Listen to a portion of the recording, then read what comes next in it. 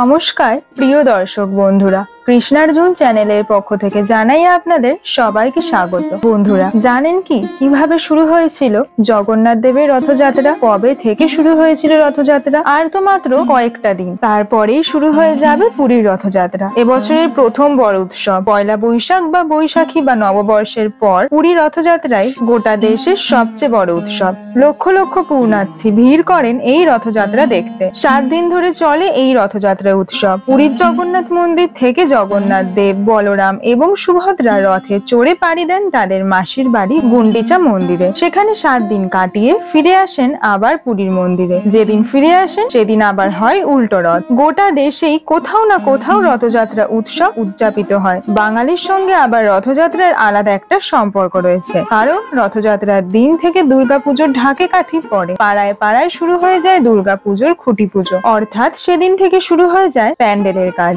আবার ফুটবল প্রিয় বাঙালির কাছেও রথযাত্রা বিশেষ তাৎপর্যের, কারণ এদিন গোলবার পুজো করা হয়। কিন্তু যেই রথযাত্রাকে কেন্দ্র করে এত উৎসাহ, জানেন কি কিভাবে শুরু হয়েছিল সেই রথযাত্রা? পুরী ধামের 12টি প্রধান উৎসবের মধ্যে একটি হলো এই রথযাত্রা। তার একটি পৌরাণিক ইতিহাস রয়েছে।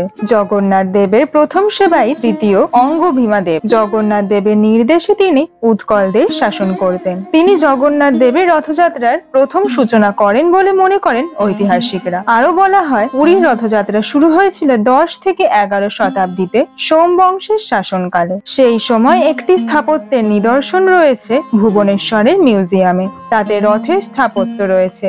সেই থেকে অনুমান করা হয় 10ম এবং 11 শতাব্দীতে পুরীর রথযাত্রার সূচনা হয়ে গিয়েছিল। রথযাত্রা কিভাবে শুরু হয়েছিল তা নিয়েও একাধিক কাহিনী প্রচলিত রয়েছে। বলা হয় যে রথযাত্রা আসলে বৌদ্ধদের একটি প্রচলিত অনুষ্ঠান।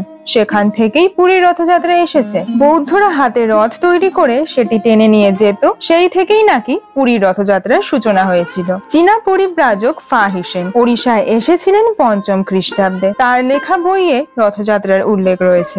সেখানে তিনি লিখেছেন বৌদ্ধদের প্রচলিত অনুষ্ঠান, যেখানে একটি রথকে সকলে মিলে টেনে নিয়ে যাওয়া হয়। এমনকি নেপালেও নাকি এই অনুষ্ঠানের প্রচলন ছিল। আবার আরো একটি মত দাবি করে থাকে শ্রীকৃষ্ণের সময় থেকেই রথযাত্রার শুরু। জগন্নাথ দেবকে শ্রীকৃষ্ণের অংশ বলা হয়ে থাকে। রামানুজ, রামানন্দ, শ্রী চৈতন্য জগন্নাথ দেবকে কৃষ্ণ হিসাবেই উপাসনা করতেন। বলা হয়ে থাকে শ্রীকৃষ্ণের দাদা বলরাম এবং বোন সুভদ্রা বোনকে নিয়ে ভাই বোন রথে করে শহর দর্শনে বেরোতেন। সেই থেকেই রথযাত্রার শুরু। পুরীতে রথযাত্রার আগে স্নান যাত্রা হয় জগন্নাথ দেবের। তারপর থেকে 15 দিন গর্ভগৃহের বাইরেই থাকেন জগন্নাথ দেব, বলভদ্র এবং সুভদ্রা। স্নানের চোটে অসুস্থ হয়ে পড়েন তারা। 15 দিনে অসুস্থতা কাটিয়ে তারা মাসির বাড়িতে যান বিশ্রাম নিতে। আবার এই 15 দিন যে জগন্নাথ দেব মন্দিরের বাইরে সর্বসমক্ষে থাকেন, তার আবার অন্য কারণও ব্যাখ্যা করা হয়ে থাকে। বলা হয় যে তিনি নাকি জাতপাত ধর্ম নির্বিশেষে তার ভক্তদের দর্শন দিতেই 15 দিন মন্দিরের বাইরে বিরাজমান হন। প্রিয় দর্শক বন্ধুরা, কেমন লাগলো আপনাদের আজকের এই ভিডিওটি কমেন্ট সেকশনে জানাতে কিন্তু ভুলবেন না। ভিডিওটি যদি আপনাদের ভালো লেগে থাকে অবশ্যই লাইক, শেয়ার, সাবস্ক্রাইব করে দেবেন।